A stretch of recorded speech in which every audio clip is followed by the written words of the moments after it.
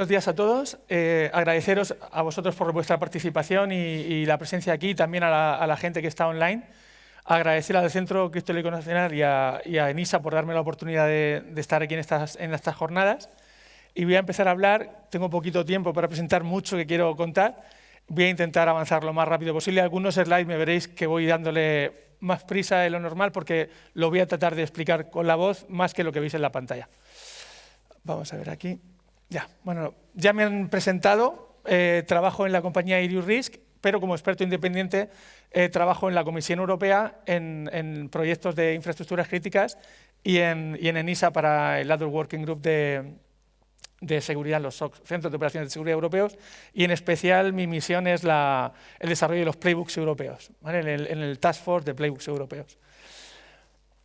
Dentro de lo que es la forma en la que se crea el Other Working Group es a través de una decisión ejecutiva en el año 2021, se crea lo que es el Other Working Group de los Centros de Operaciones de Seguridad y se crean una serie de objetivos para intentar crear un análisis del estado del arte en cuanto a indicadores, en cuanto a forma de medir los centros de operaciones, los niveles de madurez, y también para hablar de cómo se hace compartición de inteligencia y cómo se trabaja a nivel de compartición de playbooks de seguridad y definición de playbooks de seguridad. Dentro de ese proyecto del Other Working Group hay un miembro de pleno derecho en el grupo que soy yo, luego hay un observador que es el Centro Criptológico Nacional y hay una representación geográfica de otros países europeos. El proyecto comienza en 2022 y se extiende hasta 2023, donde hubo una renovación que termina a final de este año. Hay 3 grupos de trabajo que están definidos a la derecha, que es el grupo de trabajo de madurez de los SOC, el de compartición de inteligencia y luego los playbooks de seguridad. Y hay 2 personas que están aquí en la sala acompañándonos, que son Evangelos y Ioannis, que son representantes, los coordinadores del proyecto de Working Group de ENISA. Voy a empezar a explicar cada uno de los 3 task forces dentro de los grupos de trabajo, pero voy a centrarme especialmente en el tercero, que es donde yo llevo coordino esa parte, pero voy a entrar primero en los otros 2. Los niveles de madurez de los SOC, el objetivo es tratar de evaluar los proyectos, o sea, los niveles de madurez de los grupos de los SOC. Hablo de grupos de los SOC porque no se trata de los niveles de madurez de un SOC. Para eso ya hay estándares definidos. Lo que se trata es de definir lo que son indicadores de madurez de grupos, de forma de coordinación. Lo que ayer se hablaba de hay que compartir, hay que sumando, o sea, compartiendo se suma, ¿no? Luego tenemos una forma bueno, en esta parte de evaluación incluye tanto SOC, CERT como CSERT, ¿vale?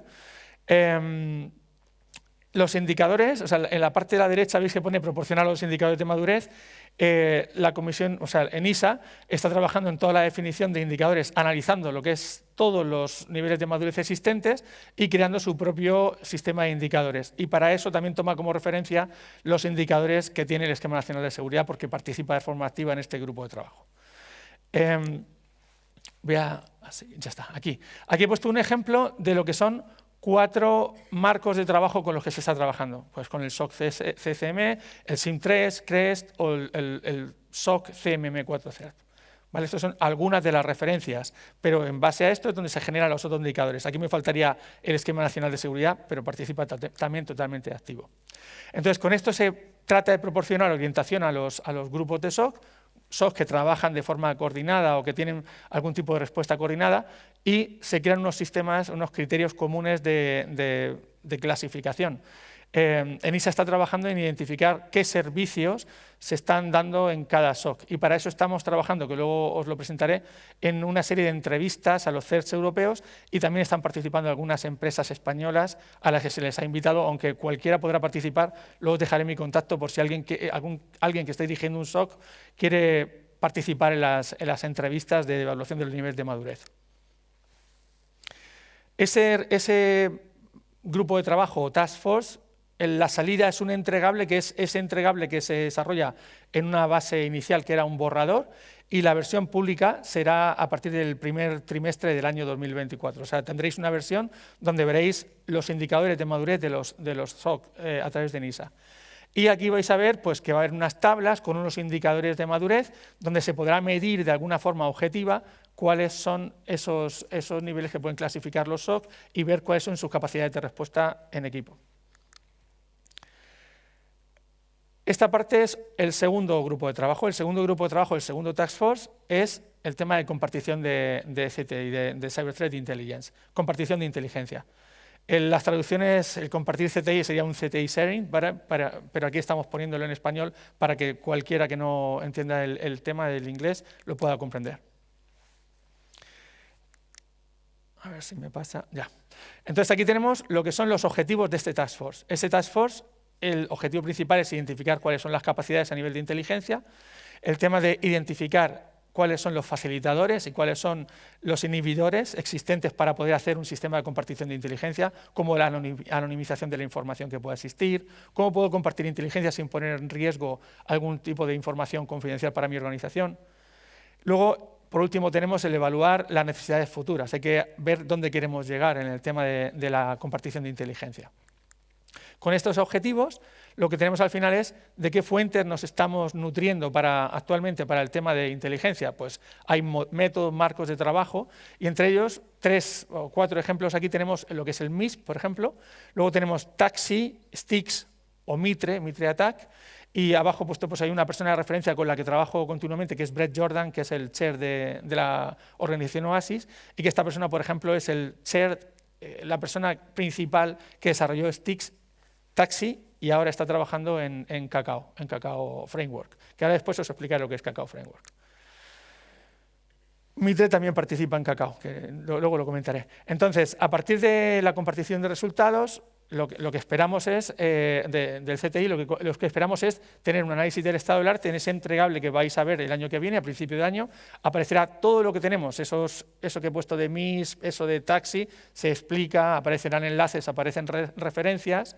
Luego tendréis un trabajo, veréis información sobre la investigación que se hace y sobre el tema de la estandarización, cómo la academia está yéndose a la estandarización de estándares de inteligencia. Ese entregable, que ya en noviembre de 2022 se desarrolló el primer borrador, se sigue trabajando en la actualización e incorporación de mayores contenidos para sacar la versión definitiva, como he dicho al principio, del año que viene.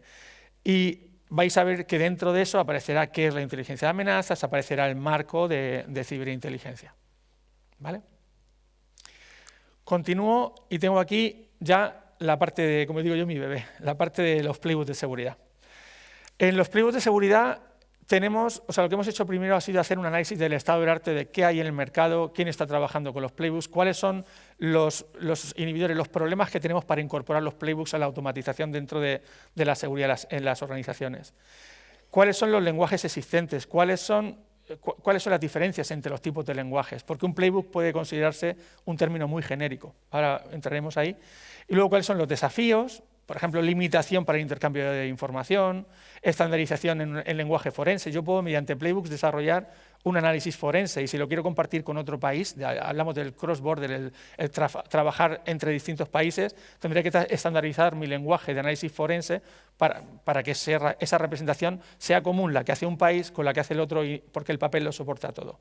Entonces, el objetivo es cubrir esos gaps a través de estos análisis. Es cierto que es importante remarcar que NISA lo único que hace es presentar propuestas, propone, y la Comisión Europea y los Estados miembros disponen. Esto solamente son propuestas de un análisis que saldrá publicado como un documento. Luego aparecen lo que son las necesidades y requisitos de la Comisión Europea, que van marcando un poco las líneas. Y voy a empezar ya referenciando a una persona que es referente dentro de lo que es el OASIS. Esta persona, que es Vasilios, es doctor en la Universidad de Oslo. Esta persona define los playbooks, que es la única definición pública oficial de momento, que es un playbook de seguridad, es un término que abarca muchas cosas, es muy genérico y se refiere a procesos, procedimientos estructurados y relacionados, por supuesto, con la seguridad, y que tienen como objetivo ser reutilizables, importantes, reutilizables, repetibles y optimizados. Esta persona no solamente trabaja en OASIS como secretario, ha sido el número 1 dentro del año pasado en lo que es en OASIS, y tenemos el lujo de tenerlo en ENISA como miembro exactamente igual que yo dentro de la Working Group, y está en el Task Force de Playbooks. Lo que tenemos es, en los playbooks de seguridad, ya siguiendo un poquito lo que es la definición, tenemos que hay poco uso de estándares, se crean playbooks y como os he dicho antes, el papel lo soporta todo, puedo crearme con un documento visual 3 componentes y decir que mi organización actúa así para responder ante un ataque, o puedo incluso hacer un ejercicio de Red Team planificando el ataque de el APT28 que me va a atacar, va a hacer una simulación de ataque, y puedo diagramarlo y pedirle el mismo ataque a otra consultora que va a hacer el otro ejercicio de Red Team, y el diagrama va a ser diferente. Cada uno va a tener el suyo propio. Entonces, ¿cómo puedo medir? ¿Cómo puedo medir servicios entre 2 consultoras diferentes si me tienen que desarrollar el mismo ataque? Ahí me propongo, por ejemplo, un problema. Tenemos Tiber en el Banco Central Europeo, se tienen que desarrollar simulación de ejercicios de ataque para el sector financiero, y ¿cómo puedo medir, cómo puedo calcular el ejercicio que va a desarrollar una consultora y otra si no hay una estandarización en lenguajes de ataque, por ejemplo? Entonces, el tema de los playbooks, tanto de defensa como de ataque, como para análisis forense, son esenciales en la parte de cubrir el gap de estandarización. Luego tenemos el reto de compartir. O sea, hay mucha gente que está trabajando y lleva años desarrollando playbooks de seguridad, hay otros países que no tienen las mismas capacidades. Si queremos hacer playbooks que sean interoperables entre varios países y que sean compartidos con otros países, tenemos que crear un lenguaje común. Volvemos otra vez al mismo problema anterior. Y por último tenemos el reto de la automatización y la inteligencia artificial. Todos habéis oído que hay motores de inteligencia artificial ya planificando el ataque. Yo ya tengo que estar pensando en cómo voy a poder desarrollar el mejor playbook defensivo para el ataque. Entonces, se están trabajando en modelos donde a través de sticks soy capaz de clasificar la amenaza. Con esa clasificación de amenaza en sticks lanzo el mejor playbook defensivo, y ese playbook defensivo lo voy a integrar a través de OpenC2, que es un otro protocolo también desarrollado por Oasis, para poder integrarme con cualquier tipo de electrónica. Yo quiero cerrar un puerto en un firewall, lo que hago es, a través de sticks detecto que ese APT28 me está atacando, lanzo el mejor playbook defensivo, cierro puertos, registro IOCs, y todo eso lo hace automáticamente con la electrónica. No depende que esa compartición del playbook de seguridad dependa de si yo tengo un proveedor de firewall o otro diferente. Lo puedo compartir con Francia, y Francia lo va a poder integrar de forma directa si su sistema habla OpenC2, ¿vale? Y su sistema es capaz de gestionar playbooks de seguridad desarrollados por ejemplo, con Cacao, que es lo que voy a explicar después.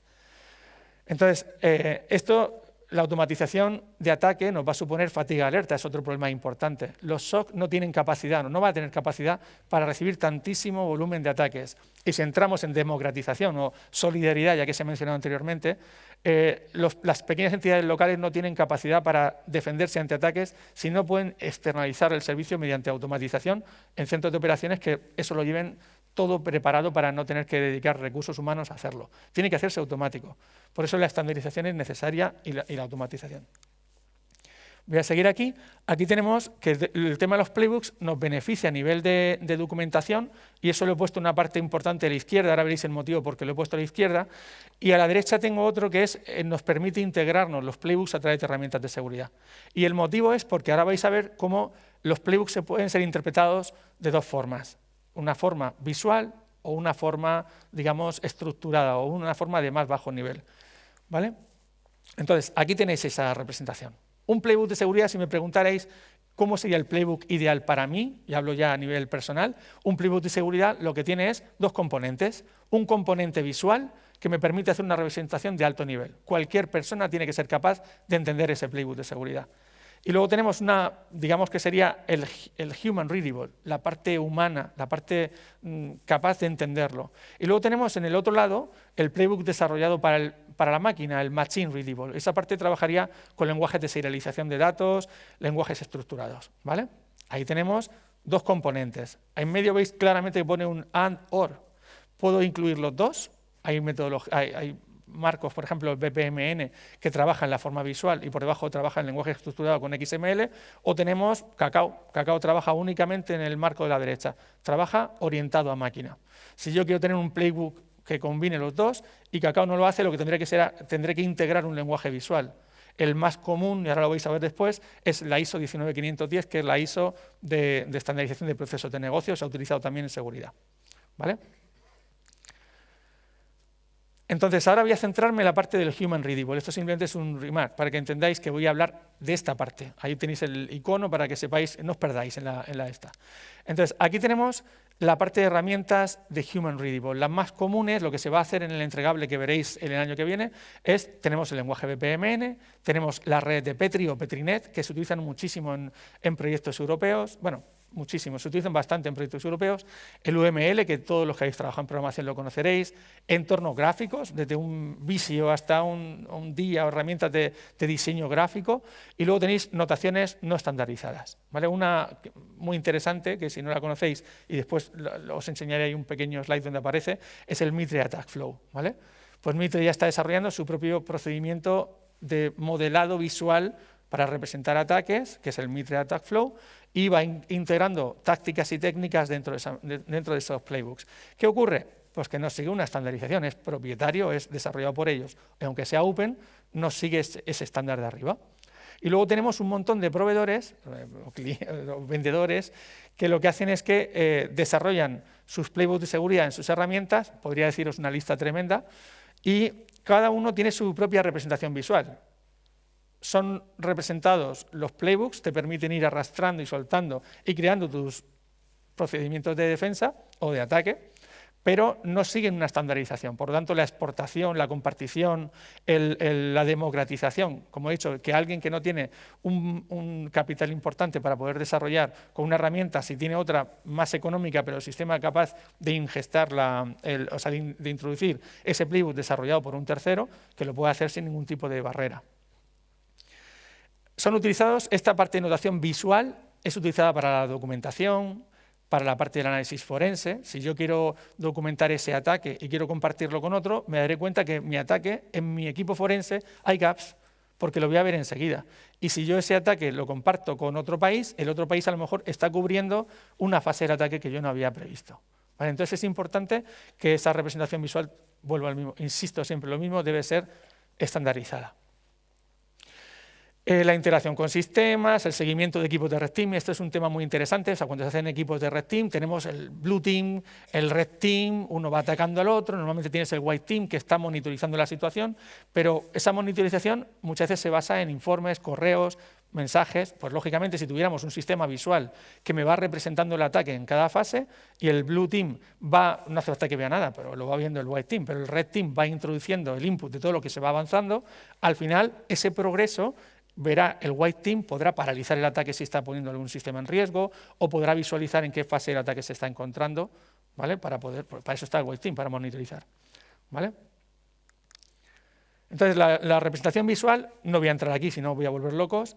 Esta parte lo único que quiero decir es que después de todos estos análisis, y esta documentación la vais a tener accesible vosotros a partir de enero, lo que tenemos es una tendencia. La tendencia del mercado está yéndose hacia el BPM.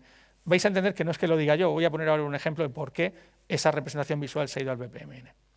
Aquí tengo la justificación, ¿vale? Aquí tenemos los Human Readable Playbooks, el landscape. A la izquierda tenemos una fuente, que es la Unit 42 de Palo Alto, del patrocinador.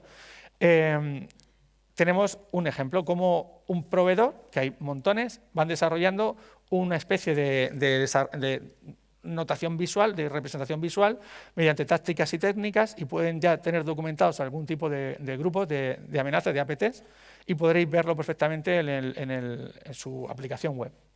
Luego tenemos a la derecha, me voy a la derecha, que es ese attack flow que os comenté antes. ¿Veis? Se ve fatal, ahí es muy chiquitito, pero veis perfectamente cómo puedo tratar de representar mediante un playbook cómo se produce ese ataque. O cómo puedo hacer un playbook defensivo.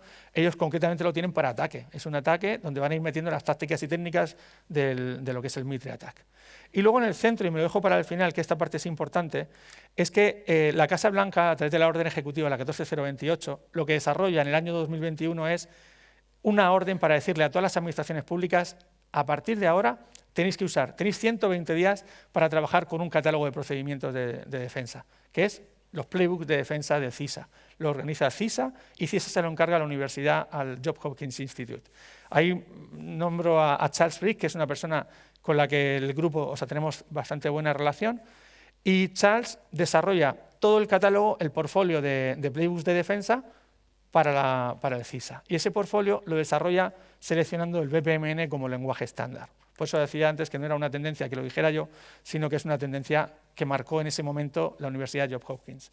Entonces aquí lo que tenemos es, voy a ir muy rápido, la ISO 19510, esto es un estándar, Esa ISO es pública. Primero fue una organización privada quien empezó a hacer el desarrollo del BPMN y llegó a ser considerada ISO y ahora lo mantiene el International Standardization Organization.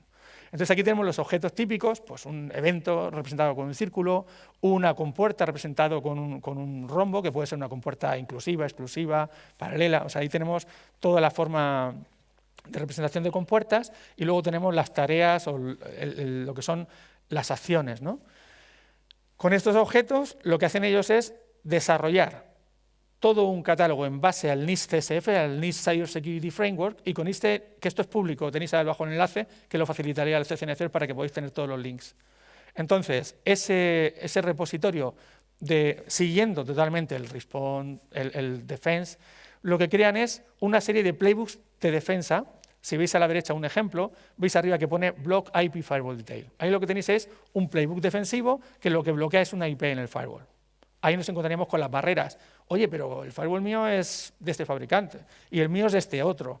Pues necesitaríamos integrar otras tecnologías y hablaba antes del OpenC2. Si esto habla OpenC2, si es capaz de integrarse con un sistema que toda la electrónica del mundo vaya a hablar en el futuro, porque es lo que se está trabajando ahora, lógicamente mi playbook es totalmente integrable, pasa a ser muy fácil compartir esos playbooks. Esto se lo encargan a ChartSpeak, ChartSpeak lo desarrolla y entonces veis arriba que tiene una parte visual y abajo tenéis un lenguaje estructurado. Ese lenguaje está hecho con XML y es parte del estándar del BPMN. Quiere decir que cuando tú modelas visualmente, por detrás se está generando el lenguaje, el código. Y este código, lo que hace un fabricante, no puedo decir el nombre, pero lo que hace un fabricante muy rápido es, a la Universidad Johns Hopkins le dice, oye, yo tengo un SOAR, ¿me puedes hacer una importación de ese BPMN a mi SOAR? Y entonces desarrollan una integración de todos los playbooks de seguridad desarrollados con BPMN para que su SOAR sea capaz de automatizarlo. Pero ¿sabéis lo curioso? Que recoge solamente la parte del lenguaje estructurado. La representación visual, volvemos al mismo problema de siempre, no sigue un estándar. Este SOAR lo que hace es interpretarlo bajo su propio modelo visual, ¿vale? Representación visual propia, propietaria, y desestiman la parte de estandarización visual, ¿vale? el Human Readable. Continúo y voy a empezar a hablar de la parte del Machine Readable, la parte de serialización de datos.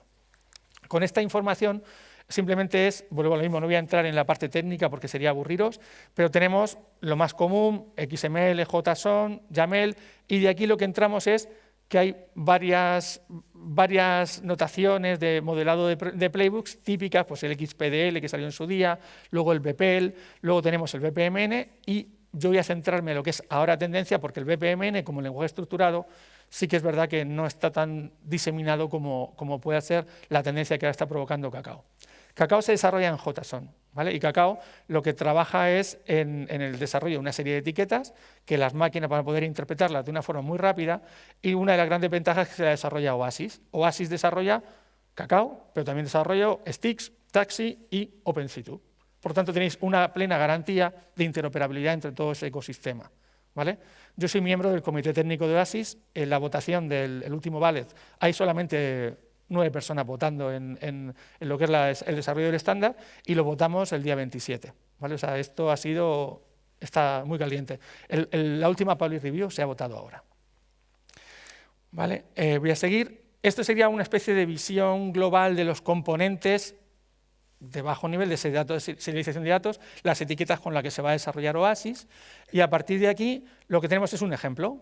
Basándome en el NIST el 508C, que habla del tema de vulnerabilidades, gestión de incidentes y respuesta, que se desarrolla, este documento marca un playbook visual, digamos la parte Human Readable, como veis, no sigue el estándar de BPMN, ¿vale? No sigue ese estándar, es un estándar, bueno, más o menos se han apañado ahí con una serie de compuertas, no, digamos que no seguirá las buenas prácticas, pero ya está, lo ha hecho el CISA y bueno, nos vale.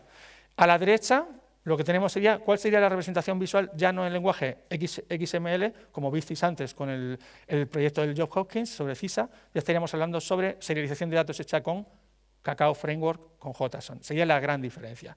Y ahora os voy a enseñar un slide que es cómo un grupo de investigadores, que abajo los tengo, Mateus, Basilios, Costas y Manos, que son 4 miembros del grupo que trabaja en ENISA en el Ad Working Group de Playbooks conmigo. Entonces, estas personas desarrollan un paper técnico, lo publica la Universidad de Oslo, y entonces se hace un análisis de lo que son los componentes visuales, cuál sería su representación con Cacao. Sabéis en la primera columna cómo serían las etiquetas o los objetos que se trabajarían con Cacao Framework a nivel de serialización de datos, y en medio tendríais lo que es la representación con BPMN. Este playbook es público, podéis acceder a él sin tener que hacer ningún tipo de cosa rara.